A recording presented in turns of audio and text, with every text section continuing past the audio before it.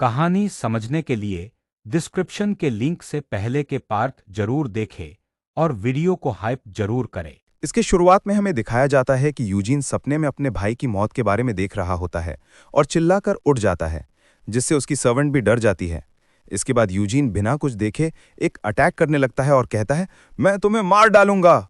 लेकिन तभी ताहिर उसे रोक लेता है और कहता है, रुक जाइए यंग मास्टर, सब कुछ ठीक हो चुका है।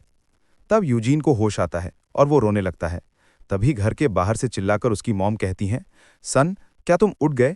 तब यूजीन खिड़की पर आकर अपनी मॉम से कहता है, मॉम। इसके बाद स्कैडी कहती है, अगर तुम्हारी तबीयत ठीक हो चुकी है और तुम उठ भी चुके हो तो तुम्हें नहीं लगता कि तुम्हें अपनी मॉम को रिपोर्ट करना चाहिए?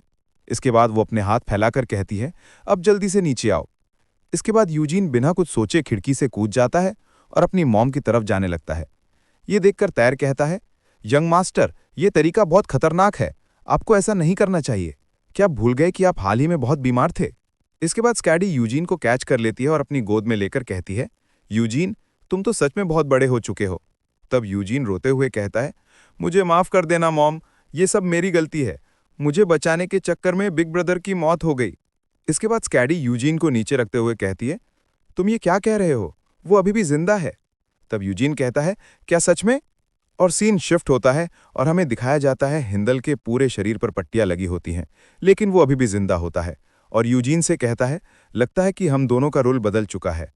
यूजीन अपने बड़े भाई को जिंदा देखकर बहुत खुश होता है और वो दौड़कर उसे गले लगाने के लिए जाता है, लेकिन उसकी मॉम उसे रास्ते में ही रोक लेती हैं और कहती हैं, इससे उसके चोट दोबारा से बिगड़ जाएंगे। इसके बाद यूजीन हमें बताते हुए कहता है, बड़े भाई की जान बच गई क्योंकि उस भाले ने उनके हार्ट को कोई नुकसान नहीं पहुंचाया था, और क्योंकि उस भाले को शरीर से बाहर नहीं निकाला गया था इसलिए ज्यादा खून नहीं बहा। और मॉम ने अंकल की खराब स्किल का मजाक भी उड़ाया क्योंकि वो भाला सही जगह पर नहीं लगा था। इसके बाद सीरियस लुक देते हुए कहता है, लेकिन क्या ये पॉसिबल है क्योंकि अंकल तो एक सर्जन है? और आगे बताते हुए कहता है, फोर्ट्रेस जल्दी से रिकवर हो गए क्योंकि गार्ड ने उन मॉन्स्टर को रोक लिया था, इसलिए ज्यादा नुकसान नहीं हुआ। वैसे भी उनका टारगेट गार्डियन स्टोन था, इसलिए उन्होंने फोर्ट्रेस पर ज्यादा ध्यान नहीं दिया।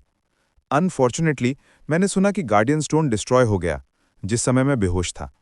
फिर भी गार्डियन स्टोन का डिस्ट्रॉय होना फिलिविया के लिए अच्छी बात नहीं थी, लेकिन पूरी बात यह है कि वेस्टर्न फ्रंट पर बहुत सारे वॉरियर्स ने लड़ाई की थी।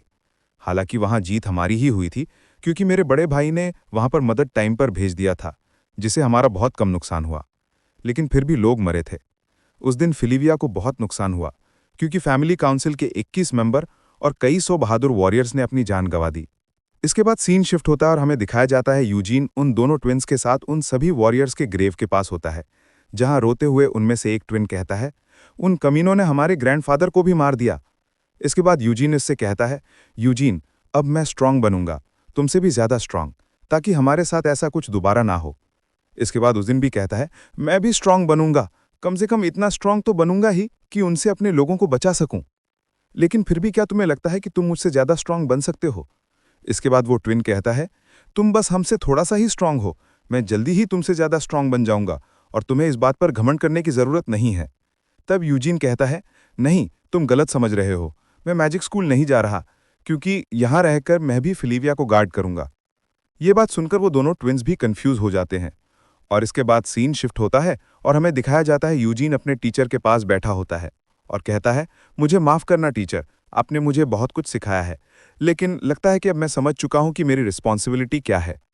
सब कोई वो काम कर रहा है जो वो नहीं करना चाहते, ताकि वो उन लोगों को बचा सके जो उनके लिए इंपॉर्टेंट है।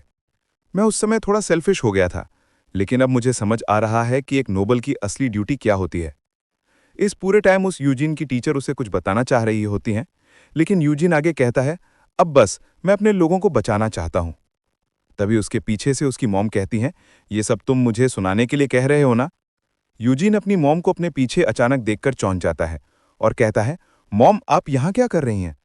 इसके बाद स्कैडी यूजीन के गाल को खींचते हुए कहती हैं, तुम्हारी चाहते बिल्कुल तुम्हारे डैड की तरह ही हैं, और यहां अपने टीचर को परेशान मत करो और मेरे साथ फ्रेश एयर के लिए बाहर चलो। इसके बाद सीन शिफ्ट होता है और हमें दिखाया जाता है यूजीन अपनी मॉम के साथ एक पहाड़ी पर खड़ा होता है, जहां से पूरा शहर दिखाई दे रहा होता है। तब स्कैडी कहती है, ये सब कितना अच्छा दिख रहा है, तुम क्या सोचते हो यूजी? तब यूजीन कहता है, आप सही कह रही हैं मॉम, ये सब सच में बहुत अच्छा है, लेकिन आप मुझसे कुछ बात करना चाहती थीं? तब उसकी मॉम कहती हैं, क्या तुम मैजिक स्कूल इसलिए नहीं जा रहे क्योंकि तुम्हें एडर से अपना बदला लेना है? तब यूजीन कहता है, हाँ बिल्कुल, क्योंकि उसे इसका जवाब देना ही होगा कि उसने ऐसा क्यों किया। तब स्कैडी कहती हैं, अच्छा ऐसी बात है।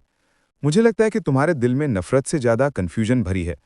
क्या तुम ये सोच रहे हो कि एडर ने तुम्हारे बड़े भाई को जान से क्यों नहीं मारा और जिंदा छोड़ दिया? तब यूजीन खुश होते हुए कहता है, क्या सच में अंकल ने बिग ब्रदर को नहीं मारा और जानबूझकर जिंदा छोड़ दिया? तब स्कैडी कहती है, सोचने पर यही लगता है कि ये कॉइंसिडेंस था, लेकिन मुझे नहीं लगता कि उसने हिंदल को जानबूझकर छोड़ा। तब यूजीन कहता है, लेकिन यह भी तो हो सकता है कि अंकल ने जानबूझकर बिग ब्रदर को छोड़ दिया हो। इसके बाद स्कैडी यूजीन से गुस्से में कहती है, लगता है कि तुम उसके बारे में कुछ ज्यादा ही अच्छा सोचते हो। उस आदमी ने तुम्हारे कई सारे लोगों को मारा है और सिर्फ उसकी वजह से कई सौ वॉरियर्स मारे गए, और तुम अभी तक इस बारे में सोच रहे हो कि उसने तुम्हारे भाई को जिंदा क्यों छोड़ा। मैं बार बार तुम्हें यह बता रही हूं कि वो हमारा दुश्मन है, लेकिन तुम उससे बदला लेने के बारे में सोचने की बजाय उसे माफ करने के रीजंस ढूंढने में लगे हो। उस अटैक की वजह से यूजीन जमीन पर गिर गया होता है और स्कैडी उसकी ओर आते हुए कहती है, एडर ने तुम्हें कुछ दुख भरी कहानियां क्या सुना दी, तुम उसे माफ करने के बारे में सोच रहे हो। इसके बाद यूजीन के सामने खड़े होकर कहती है, तुम एक बेवकूफ हो। इस माइंडसेट के साथ तुम उससे कभी भी रिवेंज नहीं ले पाओगे। अब मैं खुद तुम्हारी इस घटिया सोच को ठीक करूंगी। फिलहाल ये वीडियो यहीं पर खत्म होती है। अगर वीडियो अच्छी लगे तो वीडियो को लाइक करें, चैनल को सब्सक्राइब करें। मिलते हैं एक और नए वीडियो में, तब तक के लिए बाय बाय।